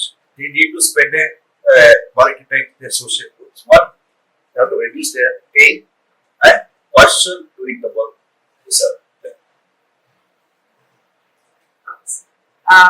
ಇಂಡಿಯಾದಲ್ಲಿ ಪೇನ್ ಕಿಲ್ಲರ್ಸ್ ನ ಮಿಸ್ಯೂಸ್ ಮಾಡೋ ಲೆವೆಲ್ ವೈಲ್ಡ್ ಅಲ್ಲಿ ಇದೆಯಾ, ಮಾಡ್ಯುಲೇಟೆಡ್ ಇದೆಯಾ, ಲೆಜೆಂಡರಿ ಆಗಿದೆ? ಮಿಸ್ಯೂಸ್ ಲೆಜೆಂಡರಿ ಆಗಿದೆ. ಯಾಕೆಂದ್ರೆ ನಮ್ಮ ಇಂಡಿಯಾದಲ್ಲಿ there is no restriction for over the counter medicine. ಯಾವ ಮೆಡಿಸಿನ್ಸ್ ನಿಮಗೆ ಮೆಡಿಕಲ್ ಸ್ಟೋರ್ ಮತ್ತು ಫಾರ್ಮಸಿ ಹೋದ್ರೆ ಈಸಿಯಾಗಿ ಸಿಗುತ್ತೆ. Unlike other countries where there is a restriction to dispense certain drugs. ಇಲ್ಲಿ ಆ ತರ ಏನ್ ರಿಸ್ಟ್ರಿಕ್ಷನ್ಸ್ ಇಲ್ಲ, ನೀವು ಯಾವ ಡ್ರಗ್ ಕೇಳಿದ್ರು ಸಿಗುತ್ತೆ. ಸೊ ಅದರಿಂದ it has got to a level where everybody uses for simple thing. Sir next ಬಂದ್ಬಿಟ್ಟು ದಿಸ್ ಆರ್ ದಟ್ ಅಂತ ಕೆಲವೊಂದು ಕಂಡೀಷನ್ಸ್ ಹೇಳ್ತೀವಿ, ಎರಡಲ್ಲಿ ಯಾವ್ದು ಪ್ರಿಫರ್ ಮಾಡ್ತೀವಿ ಅಥವಾ ಎರಡನ್ನು ಪ್ರಿಫರ್ ಮಾಡಬಹುದು ಅನ್ನೋ ತರ. ಜಾಯಿಂಟ್ ಸ್ಟಿಫ್ನೆಸ್ ನ ನಾರ್ಮಲೈಸ್ ಮಾಡ್ಲಿಕ್ಕೆ ಡೈಲಿ ವಾಕಿಂಗ್ ಮಾಡ್ಬೇಕಾ, ಫಿಸಿಯೋಥೆರಪಿ ತಗೋಬೇಕಾ? ಸೊ ಜಾಯಿಂಟ್ ಸ್ಟಿಫ್ನೆಸ್ ನ ಕಡಿಮೆ ಮಾಡೋದಕ್ಕೆ ಅಫ್ಕೋರ್ಸ್ ಫಿಸಿಯೋಥೆರಪಿ ಇನಿಷಿಯಲ್ ಸ್ಟೇಜಸ್ ಅಲ್ಲಿ ಡೆಫಿನೆಟ್ಲಿ ಒನ್ಸ್ ಆ ಫಿಸಿಯೋಥೆರಪಿ ಇದು ಸರಿ ಆಗ್ತದೆ definitely walking will also be ಆಯ್ತು. ಮಸಲ್ ಟೈಟ್ನೆಸ್ ಗೆ ಮಸಾಜ್ ಥೆರಪಿ ಕ್ವಿಕ್ ಆಗಿ ಹೆಲ್ಪ್ ಆಗುತ್ತಾ, ಸ್ಟ್ರೆಚಿಂಗ್ ಹೆಲ್ಪ್ ಆಗುತ್ತಾ? ಸ್ಟ್ರೆಚಿಂಗ್ ಡೆಫಿನೆಟ್ಲಿ ಕ್ವಿಕ್ ಆಗಿ ಮಸಲ್ಸ್ ಟೈಟ್ನೆಸ್ ಹೆಲ್ಪ್ ಆಗೋದು ಸ್ಟ್ರೆಚಿಂಗ್. ಕ್ರೋನಿಕ್ ಬ್ಯಾಕ್ ಪೇನ್ ಗೆ desk job breaks or posture correction ಯಾವ್ದು best? It's both is important. We can't ignore because if the posture correction ಮಾಡಿ ನೀವು long duration of desk job work ಮಾಡಿದ್ರೆ it's not useful. Both you have to have in between you have to have a break. Along with that you have to have a postural corrections, appropriate postural correction. Spine ಗೆ bigger villain ಯಾವ್ದು sir ಇದರಲ್ಲಿ? Mobile scrolling, posture or laptop punch? Mobile scrolling both, but mainly mobile scrolling because ಈಗ ನಾವೇನ್ ನೋಡ್ತೀವಿ most of them laying on the sofa or bed they will be scrolling as the mobile. So definitely because long duration ಮಾಡ್ತಾರೆ mobile scrolling, definitely mobile scrolling. Pain tolerate ಮಾಡಿ hero ಆಗೋದಾ ಅಥವಾ early doctor visit ಮಾಡಿ smart ಆಗೋದಾ?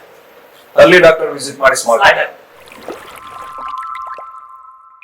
Next damage scale out of 5 sir conditions ಹೇಳ್ತೀವಿ, out of 5 ನಲ್ಲಿ ಎಷ್ಟು dangerous ಇದೆ ಅನ್ನೋದು scale ಮಾಡಬೇಕಾಗುತ್ತೆ. ಇಗ್ನೋರಿಂಗ್ ಮೈಗ್ರೇನ್ ಟ್ರಿಗರ್ಸ್ ಹೆಡ್ ಏಕ್ ಡ್ಯಾಮೇಜ್ ನ ಎಷ್ಟು ಸ್ಕೋರ್ ಮಾಡ್ತೀರಾ? Ignoring migraine triggers around 3. Not hydrating during the day muscle cramp risk ಎಷ್ಟು? 5. 5 out of 5. So Hydration is very important, of course. Self medicating pain killers long term side effect score ಎಷ್ಟು sir? 5. Self medication definitely ಮಾಡಬಾರ್ದು. Pain specialist ಅಂತ ಹೋಗ್ಬೇಕು ಅಂತ ಇಲ್ಲ, but at least you should result your family doctors ಆಗಲಿ ಬೇರೆ ನೀವು pain ಯಾವ್ದಿರುತ್ತೆ ಅದ್ರ ಮೇಲೆ ಡಿಪೆಂಡಿಂಗ್ ಆನ್ ಯಾವ ನೋವಿದೆ ಅದರ ಸ್ಪೆಷಲಿಸ್ಟ್ ಡಾಕ್ಟರ್ ಹೋಗೋದು ಯಾವಾಗಲೂ ಒಳ್ಳೇದು. Driving long distance without stretching lower back pain ಪ್ರೆಷರ್ಗೆ ಎಷ್ಟು ರೇಟಿಂಗ್ ಮಾಡ್ತೀರಾ? Driving long distance almost 4. You have to stretch in between, otherwise it will increases the back pain. One is you will be sitting in a wrong posture, then it will lead to a spasm, and you will have a long-term back pain. Using high heels regularly ankle strain rating ಎಷ್ಟು ಕೊಡ್ತೀರಾ? 5. Should never be using high heels for longer durations. Sir next ಬಂದ್ಬಿಟ್ಟು Google versus doctor ಅಂತ. Google ಈ ರೀತಿ ಹೇಳ್ತಿದೆ, doctor ಏನ್ ಹೇಳ್ತಾರೆ ಅಂತ. ಗೂಗಲ್ ಹೇಳ್ತಿದೆ ಸರ್ ಬ್ಯಾಕ್ ಪೇನ್ ಕ್ಯೂರ್ ಮಾಡಲು ಕಂಪ್ಲೀಟ್ ಬೆಡ್ ರೆಸ್ಟ್ ಮಾಡಬೇಕು ಅಂತ, ಡಾಕ್ಟರ್ ಏನ್ ಹೇಳ್ತಾರೆ? ಬ್ಯಾಕ್ ಪೇನ್ ಕ್ಯೂರ್ ಮಾಡಲು ಕಂಪ್ಲೀಟ್ ಬೆಡ್ ರೆಸ್ಟ್ ಅದು ಅಂದ್ರೆ ಯೂಸ್ ಆಗಲ್ಲ unless you treat what is the cause. ಬರೀ ಬೆಡ್ ರೆಸ್ಟ್ ಮಾಡಿದ್ರೆ ಯೂಸ್ ಆಗೋದಿಲ್ಲ. Of course bed rest is very important thing in a back pain, but only bed rest Google ಪ್ರಕಾರ ಮಾಡಿದ್ರೆ ಆಗಲ್ಲ. ನೀವು ಕಾರಣ ಏನು ಬ್ಯಾಕ್ ಪೇನ್ಗೆ? ನರ್ಮಲ್ ಕಂಪ್ರೆಷನ್ ಇದೆಯಾ, ಸರ್ಜರಿ ಬೇಕಾ, ಅಥವಾ ಇಂಟರ್ವೆನ್ಷನಲ್ ಪೇನ್ ಮ್ಯಾನೇಜ್ಮೆಂಟ್ ಬೇಕಾ, ಅಥವಾ ಬೆನ್ನು ಮೂಳೆಯಲ್ಲಿ ಏನಾದ್ರು ಫ್ರಾಕ್ಚರ್ ಇದೆಯಾ, ಇದು ಏನು ಗೊತ್ತಿಲ್ಲದೆ ಬರೀ ಬೆಡ್ ರೆಸ್ಟ್ ಮಾಡಿದ್ರೆ ಉಪಯೋಗ ಇಲ್ಲ. Bed rest is a part of treatment, but bed rest alone will not treat a back pain. Google ಹೇಳ್ತಿದೆ ಸರ್ ಐಸ್ ಮತ್ತೆ ಹೀಟ್ ಥೆರಪಿ ಎರಡು ಸಹ ಪೇನ್ ಕ್ಯೂರ್ ಮಾಡುತ್ತೆ ಅಂತ. ಹೌದು, ಡಾಕ್ಟರ್ ಏನ್ ಹೇಳ್ತಾರೆ? ಎರಡು ಸರಿ, ಬಟ್ ಎಲ್ಲಿ ಯೂಸ್ ಮಾಡ್ತೀರಿ ಅದು ಇಂಪಾರ್ಟೆಂಟ್. ಸೊ ನೀವು ಅಕ್ಯೂಟ್ ಪೇನ್ ಅಲ್ಲಿ ಕೋಲ್ಡ್ ಟ್ರೀಟ್ಮೆಂಟ್ ತಗೋಬೇಕು, ಕ್ರೋನಿಕ್ ಪೇನ್ ಅಲ್ಲಿ ಹಾಟ್ ಫರ್ಮೆಂಟೇಷನ್ ತಗೋಬೇಕು. ಅಕ್ಯೂಟ್ ಪೇನ್ ಅಲ್ಲಿ ಏನಾದ್ರೂ ನೀವು ಹಾಟ್ ಟ್ರೀಟ್ಮೆಂಟ್ ತಗೊಂಡ್ರೆ ಸರ್ಕ್ಯುಲೇಷನ್ ಜಾಸ್ತಿ ಆಗಿ ನೋವು ಜಾಸ್ತಿ ಆಗೋ ಚಾನ್ಸಸ್ ಇರುತ್ತೆ. ಸೊ ಎರಡು ಇಂಪಾರ್ಟೆಂಟು, ಬಟ್ ಯಾವ ಟ್ರೀಟ್ಮೆಂಟ್ ಎಲ್ಲಿ ತಗೊಳ್ತೀರಿ ಅನ್ನೋದು very important. So always consult either physiotherapist or a pain physicians or a doctors. Pain killers fastest cure ಅಂತ ಗೂಗಲ್ ಹೇಳ್ತಾ ಇದೆ ಸರ್, ಇದು ಸರಿನಾ ಅಥವಾ ತಪ್ಪು? ತಪ್ಪು. ಪೇನ್ ಕಿಲ್ಲರ್ಸು ಫಾಸ್ಟೆಸ್ಟ್ ಕ್ಯೂರ್ ಅನ್ನೋದು ತಪ್ಪು. Unless you consulted a doctor and the pain killers prescribe by them, don't take based on a Google. Never. Okay sir, ಸಾಲುದ ಜಂಬಲ್ ಅಂತ ನಾವು ಒಂದಿಷ್ಟು ವರ್ಡ್ಸ್ ನ ಸ್ಕ್ರಾಂಬಲ್ಡ್ ಮಾಡಿ ತೋರಿಸಿದ್ವಿ. Yes. ಆ ವರ್ಡ್ ನ ನೋಡಿ ಅದು ಏನು ಅಂತ ನೀವು ಗೆಸ್ ಮಾಡಿ ಅದ್ರ ಬಗ್ಗೆ ಒನ್ ಲೈನ್ ಆರ್ 2 ಲೈನ್ ಅಲ್ಲಿ ಹೇಳ್ಬೇಕಾಗುತ್ತೆ ಸರ್. ನಿಮ್ದು ಮೊದಲನೇ ವರ್ಡ್ ಬಂದ್ಬಿಟ್ಟು ಇದು ಸರ್, ನೀವು ಹೋಲ್ಡ್ ಮಾಡಿ. Low back pain. ಹಾ, correct sir. Low back pain ಒಂದು ಕಾಮನೆಸ್ಟ್ ಪೇನ್ ನಮಗೆ ಇನಿ ಒ ಪಿ ಡಿಯಲ್ಲಿ ಬರೋದು. ಕಾರಣಗಳು most common is wrong posture, use of a desktop or laptop in appropriate position, praying for a long distance, especially two-wheelers, and most of these patients will take over-the-counter medicine. You consult appropriate physicians. That's all. Next.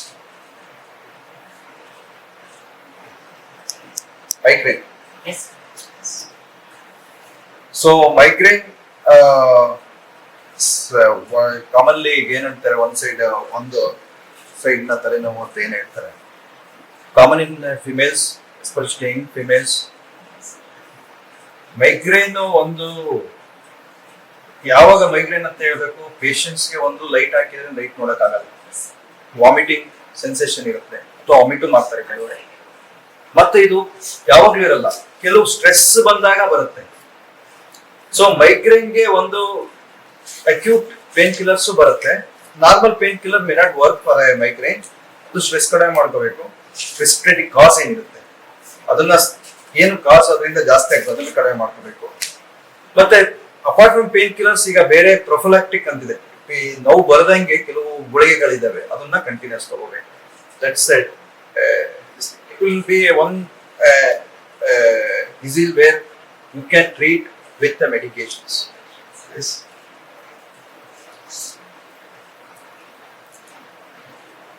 Trauma pain. Yes, sir. Okay. So trauma pain ಅಂದ್ರೆ ನೀವು ಬಿದ್ದಾಗ ಅಥವಾ ಯಾವುದೇ ರೀತಿ ನಿಮ್ಗೆ accident ಆದಾಗ ಒಂದು ನೋವೇನ್ ಬರುತ್ತೆ, ಇಟ್ಸ್ ಅಕ್ಯೂಟ್ ಪೇನ್ ಆಗಿ, ದೀರ್ಘಾವಧಿ ಪೇನ್ ಒಂದು ಅಕ್ಯೂಟ್ ಪೇನ್. ಸೊ ನಿಮ್ಗೆ ಕಾಸ್ ಆಫ್ ಟ್ರಾಮಾ ಏನಿರುತ್ತೆ, ಟ್ರಾಮಾದಿಂದ ಏನಾಗಿರುತ್ತೆ, ಸಪೋಸ್ ಫ್ರಾಕ್ಚರ್ ಆಗಿರ್ಬೋದು, ಬೇರೆ ತೊಂದರೆಗಳಾಗಿರ್ಬೋದು, ಅದನ್ನ ಸರಿ ಮಾಡಿದ್ರೆ ಟ್ರಾಮಾ ಪೇನ್ ಕಡಿಮೆ ಆಗುತ್ತೆ. But appropriate treatment of what is the cause for pain, the treatment is taken for that. Usually it will be disc pain. Disc pain ಅಂದ್ರೆ it's A back pain, is a type of back pain. ಏನಿರುತ್ತೆ, ಈಗ ನಾವು ಬೆನ್ಮೂಳೆಯಲ್ಲಿ ಒಂದು ನಾವು ವೆಹಿಕಲ್ಗೆ ಹೆಂಗೆ suspension ಇರುತ್ತೆ ಅದೇ ರೀತಿ ಮೂಳೆ ಮಧ್ಯದಲ್ಲಿ ಒಂದು ಸೆಮಿ ಸಾಲಿಡ್ ಮೆಟೀರಿಯಲ್ ಇರುತ್ತೆ, ಲೈಕ್ ಎ ಸಸ್ಪೆನ್ಷನ್. ಅದಿಲ್ಲ ಅಂತ ಅಂದ್ರೆ ಪೇನ್ ಜಾಸ್ತಿ ಆಗುತ್ತೆ. ಎರಡು ಟೈಮ್ ಆಗುತ್ತೆ, ವೇಟ್ ಜಾಸ್ತಿ ಆದಾಗ, ಏಜ್ ಜಾಸ್ತಿ ಆದಾಗ, ಅಥವಾ ಹೆವಿ ವೇಟ್ ಲಿಫ್ಟ್ ಮಾಡಿದಾಗ ಆ ಜೆಲ್ ಟೈಪ್ ಬಂದು ನರಗಳ ಮೇಲೆ ಒತ್ತಡ ಮಾಡುತ್ತೆ. ಇದಕ್ಕೆ ಡಿಸ್ಕ್ ಪೇನ್. ಇದಕ್ಕೆ ಸರ್ಜಿಕಲ್ ಟ್ರೀಟ್ಮೆಂಟು ಇದೆ. ಅರ್ಲಿ ಸ್ಟೇಜಸ್ ಅಲ್ಲಿ ಇಂಟರ್ವೆನ್ಷನಲ್ ಪೇನ್ ಮ್ಯಾನೇಜ್ಮೆಂಟ್, ನಾವು ಅದೇ ಜಾಗಕ್ಕೆ ಹೋಗಿ ಅಲ್ಲಿಗೆ ಕೆಲವು ಇಂಜೆಕ್ಷನ್ಸ್ ಕೊಟ್ಟು ಈ ನೋವನ್ನ ಕಡಿಮೆ ಮಾಡಬಹುದು. So radicular pain usually neuropathic pain or nerve pain. ಈಗ ನಾನು ಡಿಸ್ಕ್ ಪೇನ್ ಏನ್ ಹೇಳಿದೆ, ಅದು ನರಗಳ ಮೇಲೆ ಒತ್ತಡ ಏನಿರುತ್ತೆ, ಆ ನರ ಒತ್ತಡ ಜಾಗದಿಂದ ಇಲ್ಲಿವರೆಗೆ ನರ ಇರುತ್ತೆ, ಅಲ್ಲಿವರೆಗೆ ಎಳೆತ, ನಾವೇನು ನರದ ಎಳೆತ ಅಂತ ಕರಿತೀವಲ್ಲ, ಇದಕ್ಕೆ ರೆಡಿಕ್ಯುಲರ್ ಪೇನ್. ಇದಕ್ಕೆ ಅಲ್ಟಿಮೇಟ್ಲಿ ಅದೇ, depending on what is the cos, how much is the pressure on the nerve, ನೋಡಿ ಸರ್ಜಿಕಲ್ ಟ್ರೀಟ್ಮೆಂಟ್ ಬೇಕು, ಮೆಡಿಕಲ್. ರೆಡಿಕ್ಯುಲೈಟಿಸ್ ಅಂತ ಏನ್ ಹೇಳ್ತೀವಿ ಅದಕ್ಕೆ ಮೆಡಿಕಲ್ ಟ್ರೀಟ್ಮೆಂಟ್, ಎಸ್ಪೆಷಲಿ ನಾನು ಹೇಳಿದೆ ಟ್ರಾನ್ಸ್ಫರ್ಮಲ್ ಎಪಿಡೋಲ್ ಸ್ಟೆರಾಯ್ಡ್ ಅಂತ ಏನು ಯೂಸ್ ಮಾಡ್ತೀವಿ, ಅದನ್ನ ಕೊಟ್ರೆ ಈ ಪೇನ್ ಕಡಿಮೆ ಆಗುತ್ತೆ. ತುಂಬಾ ಜಾಸ್ತಿ ಒತ್ತಡ ಇದ್ದಾಗ ಸರ್ಜಿಕಲ್ ಟ್ರೀಟ್ಮೆಂಟ್ ಬೇಕಾಗುತ್ತೆ. Thank you, sir. Sir, doctor be honest ಅಂತ ರೌಂಡ್ Yes, ಇರೋದು, please. ಹಾನೆಸ್ಟ್ ಆಗಿ ಆನ್ಸರ್ ಮಾಡಬೇಕಾಗುತ್ತೆ sir. Definitely. One myth patients believe that makes you laugh every time. So myth that makes me laugh is usually massaging in acute pain will relief. Actually ಕೆಲವು time massage ಮಾಡೋದ್ರಿಂದ ಈ pain ಜಾಸ್ತಿ ಆಗುತ್ತೆ. ಅವ್ರಿಗೆ ಗೊತ್ತಿರಲ್ಲ ಯಾವುದೋ ಎಣ್ಣೆ ಹಾಕಿ ಮಸಾಜ್ ಮಾಡಿದ್ರೆ ಇದರಿಂದ ಕಡಿಮೆ ಆಗುತ್ತೆ ಅನ್ಕೊಂತಾರೆ. ಕೆಲವು ಪೇನ್ ಕಡಿಮೆ ಆಗ್ಬೋದು, but most of the pains ಕಡಿಮೆ ಆಗಲ್ಲ. ಅವ್ರ ಆ ತರ ಹೇಳಿದಾಗ ಹೌದು ಹೌದು, definitely it makes. Sir, do you keep doctor jokes ready for every situation? Yeah, we try to keep jokes for most of the situation. Otherwise, it becomes a monotone. Our life becomes monotonous. It's always serious profession. Yes, sir. If we don't have a smile and laughter, it becomes very difficult to practice or survive in this profession. Sir, if you got a free month off, where would you disappear? 1 month ನಂಗೆ of ಸಿಕ್ಕಿದೆ ಅಂತಂದ್ರೆ ಎಲ್ಲಿ ಹೋಗ್ಲಿಕ್ಕೆ ಇಷ್ಟಪಡ್ತೀರಾ? Probably I'll stay away from everything and I'll be either in some forest area, isolated from everything, including mobiles, and alone or with very close friends. Sir, have you ever faked a smile when a patient says, I saw this on YouTube? Yeah, definitely. Yeah, fake the smile. Sir ನಿಮ್ಮದು engage ಇದ್ದಾಗಿಂದು ಕ್ವಶನ್ಗೆ ಇದು sir. Which is tougher for you, medical exams or marriage proposals? Marriage proposal, Marriage. definitely. Sir, have you ever forgotten to remove your mask and tried to eat? Try to Eat. Mask remove ಮಾಡ್ದೇನೆ ಯಾವಾಗ್ಲಾದ್ರೂ ಮರ್ತು ಬಿಟ್ಟು ಊಟ ಮಾಡಿರೋ ಅಂತ ಇದೆ. ತುಂಬಾ ಸಮಯ ಆಗುತ್ತೆ. ಎಷ್ಟೋ ಸಲ ನಾವು ಯಾವಾಗ್ಲೂ ಮಾಸ್ಕ್ ಹಾಕಿರ್ತೀವಿ, ಐಸಿಯುಲ್ ಆಗ್ಲಿ ಅಥವಾ OTL ಆಗ್ಲಿ ಅಥವಾ ಬೇರೆ ಪ್ರೊಸೀಜರ್ ಮಾಡ್ಬೇಕು. Sometimes we tend to forget. Yes. Thank you sir, thank you so much. Thank you. Sir, ಎಲ್ಲ ಡಾಕ್ಟರ್ ಲೈಫಲ್ಲಿ ಒಂದು ಕೇಸ್ ಇದ್ದೇ ಇರುತ್ತೆ, ಫೇವ್ರೇಟ್ ಕೇಸು ಅಥವಾ ತುಂಬ ಲಾಂಗ್ ಇಂಪ್ರೆಷನ್ ಮಾಡಿದ ಕೇಸು. ಈ ಕೇಸ್ನ ಯಾವಾಗಲೂ ಚೆರಿಷ್ ಮಾಡ್ತೀನಿ ನಾನು ಅನ್ನೋಂಥ ಒಂದು ಕೇಸು ಎಲ್ಲ ಡಾಕ್ಟರ್ಸ್ ಲೈಫಲ್ಲೂ ಇರುತ್ತೆ. ಆಬ್ವಿಯಸ್ಲಿ ಎಲ್ಲ ಕೇಸ್ಗಳು ಸ್ಪೆಷಲೇ ನಿಮಗೆ, ಆದರೆ ಪರ್ಟಿಕ್ಯುಲರ್ ಆ ಒಂದು ಕೇಸ್ ಮಾತ್ರ ಯಾವುದೋ ಒಂದು ಕಾರಣದಿಂದ ತುಂಬ ಸ್ಪೆಷಲ್ ಅಂತ ಅನಿಸಿರುತ್ತೆ. ಆ ಥರ ಅನಿಸಿರೋ ನಿಮ್ಮ ಕೇಸ್ ಬಗ್ಗೆ ಹೇಳಲಿಕ್ಕಾಗುತ್ತಾ? ಇದರಲ್ಲಿ ಒಂದು ಅಂತ ತುಂಬಾ ಕೇಸ್ ಇದೆ. ಅದರಲ್ಲಿ ಕೆಲವು ಒಂದು ಅಥವಾ ಎರಡು ಕೇಸ್ ಹೇಳ್ತೇನೆ. ಒಂದು related to pain. One patient very well known personality was ತುಂಬಾ ನೋವು ಫೇಸ್ ನೋವು ಅಂತ ಬರ್ತಾ ಇಲ್ಲ. ಸರ್ ಎಷ್ಟು ಡ್ರಗ್ಸ್ ತಗೊಂತಾ ಇದೀವಿ, ಎಲ್ಲರ ಹತ್ರ ನೋಡುದು, ನ್ಯೂರಾಲಜಿಸ್ಟ್ ಹತ್ರ ಹೋಗುದು, ಸರ್ಜರಿನೂ ಆಯ್ತು, ನೋವು ಕಡಿಮೆ ಆಗಿದೆ. He was almost depressed. Then I was very new to this place, maybe 10-12 years back. Then he came to somebody suggested me for I diagnosed neuralgia. Then I gave ಅವಾಗ ರೇಡಿಯೋ ಫ್ರೀಕ್ವೆನ್ಸಿ ಅಬ್ಲೇಷನ್ ಈಗ ಮಾಡ್ತೀವಿ. Actually ಅವಾಗ radio phenol injection ಕೊಟ್ಟು ಈ pain instantaneously decreased. ಈಗ್ಲೂ ಅವ್ರು ಹೇಳ್ತಾರೆ, sir ನಿಮ್ಮಿಂದ ನಾನು ಈಸಿದೆ ಪೊಲಿಟಿಕ್ಸ್, ಈಗಲೂ ನಾವು ಪೊಲಿಟಿಕ್ಸ್ ಅಲ್ಲಿ ನಾವು ಮಾತಾಡಕ್ ಸಾಧ್ಯವಾಗ್ತಿದೆ ನಿಮ್ಮಿಂದ ಅಂತ ಈಗಲೂ ಹೇಳ್ತಾರೆ. ಅದ್ರ ಇನ್ನೊಂದ್ಸಲ ರಿಕವರ್ ಆದಾಗ 2ನೇ ಸಲ ಕೊಟ್ಟೆ, but he is very happy with what I did. That gives more of a satisfaction than anything. I relieved a pain ಅಂತ. So ಇದು ಬಿಟ್ರೆ one more case was during COVID. Very young lady, 32 years old lady. Husband ಇಬ್ರು software engineers, ಇಬ್ಬರಿಗೂ Covid ಆಗಿದೆ. ಬಂದ್ರು, husband serious ಇತ್ತು condition. So husband serious ಇತ್ತು, improve ಆಯ್ತು, ಬಟ್ ವೈಫ್ ಇಂಪ್ರೂವ್ ಆಗಲಿಲ್ಲ. Our saturation was 60%, but the last option is lung transplant. They were not ಎಷ್ಟು spend ಆಗುತ್ತೆ, ಅದು approximately 1 crore ಆಗ್ಬೋದು ಅಂತ. I was seeing her, she's a 35-year-old young biddado, 60% saturation is a fully conscious patient, and I am not ready to leave her in that situation. Road funding ಆದ್ರೂ ಮಾಡಿಸಿ, ಹೆಂಗಾದ್ರೂ ಮಾಡಿಸಿ ಅಂತಿತ್ತು. ನಾವು ಬೇರೆ ಕಡೆಯಿಂದ ಡಾಕ್ಟರ್ಸ್ ಕರೆಸಿ ಎಕ್ಮೋ ಅಂತ ಮಾಡಿಸಿ ಅವ್ರನ್ನ we shifted to KIMS Hyderabad, one of the premier institute for lung transplantation. Shifted double lung transplant. She had twin kids. She became all right. Now she's fine, absolutely fine with the transplant. That gives a immense satisfaction to me personally. So she's alive today. Their husband, wife, happy kids, have a mother. So that gives a immense satisfaction as a doctor. Sir, pain management ಬಗ್ಗೆ ಯಾವ ತರ pain ಗಳನ್ನ negligence ಮಾಡೋದ್ರಿಂದ ಏನೆಲ್ಲ ಆಗುತ್ತೆ ಸಾಕಷ್ಟು ಮಾಹಿತಿಗಳನ್ನ ನಮ್ಮ ಜೊತೆಗೆ ಹಂಚ್ಕೊಂಡಿದ್ದೀರಾ ಸರ್. ಮ್ಯಾಥ್ಸ್ ಸ್ಪೆಷಲ್ಸ್ ಕಾರ್ಯಕ್ರಮಕ್ಕೆ ಆಗಮಿಸಿದ್ದಕ್ಕೆ ತಮಗೆ ಧನ್ಯವಾದಗಳು ಸರ್. ನನಗೆ ಈ ಇಂಥ ಪ್ರೋಗ್ರಾಮ್ ಅನ್ನ ಮಾಡಿ ಪೇನ್ ಬಗ್ಗೆ ಅವೇರ್ನೆಸ್ ಕ್ರಿಯೇಟ್ ಮಾಡೋದಕ್ಕೆ ನಿಮಗೆ ಧನ್ಯವಾದಗಳು. Thank you very much. Thank you so much. Pain management ಅಂದ್ರೆ ಏನು, ಪೇಯ್ನ್ ಅಂದ್ರೆ ಏನು, ಪೇಯ್ನ ನೆಗ್ಲಿಜೆನ್ಸಿ ಮಾಡೋದ್ರಿಂದ ಏನೆಲ್ಲ ತೊಂದರೆ ಆಗುತ್ತೆ ಅಂತ ಸಾಕಷ್ಟು ಮಾಹಿತಿಗಳನ್ನು ನಾವು ಡಾಕ್ಟರ್ ಮೂಲಕ ತಿಳ್ಕೊಂಡ್ವಿ. ಒಂದು ವೇಳೆ ನೀವೇನಾದರೂ ಕ್ರೋನಿಕ್ ಪೇಯ್ನು, ಅಕ್ಯೂಟ್ ಪೇಯ್ನು, ಯಾವುದೋ ನೋವುಗಳಿಂದ ಅನುಭವಿಸ್ತಾ ಇದ್ದೀರಾ ಅಂತ ಅಂದರೆ ಮ್ಯಾಕ್ಸ್ ಸೂಪರ್ ಸ್ಪೆಷಾಲಿಟಿ ಹಾಸ್ಪಿಟಲಲ್ಲಿ ಡಾಕ್ಟರ್ ಶಿವಕುಮಾರ್ ಅವ್ರನ್ನ ಕನ್ಸಲ್ಟ್ ಮಾಡಿ ನಿಮ್ಮ ನೋವಿಗೆ ಪರಿಹಾರನ ಪಡೆದುಕೊಳ್ಳಿ. ಆರೋಗ್ಯದ ಬಗ್ಗೆ ಹೆಚ್ಚಿನ ಮಾಹಿತಿಗೆ ಡಾಕ್ಟರ್ ಮೂಲಕ ತಿಳಿಯಲು ಮ್ಯಾಕ್ಸ್ ಸೂಪರ್ ಸ್ಪೆಷಾಲಿಟಿ ಆಸ್ಪತ್ರೆಯ ಯೂಟ್ಯೂಬ್ ಹಾಗೂ ಸೋಷಿಯಲ್ ಮೀಡಿಯಾ ಚಾನೆಲ್ಗಳನ್ನು ಹಿಂದೆ ಸಬ್ಸ್ಕ್ರೈಬ್ ಮಾಡಿ.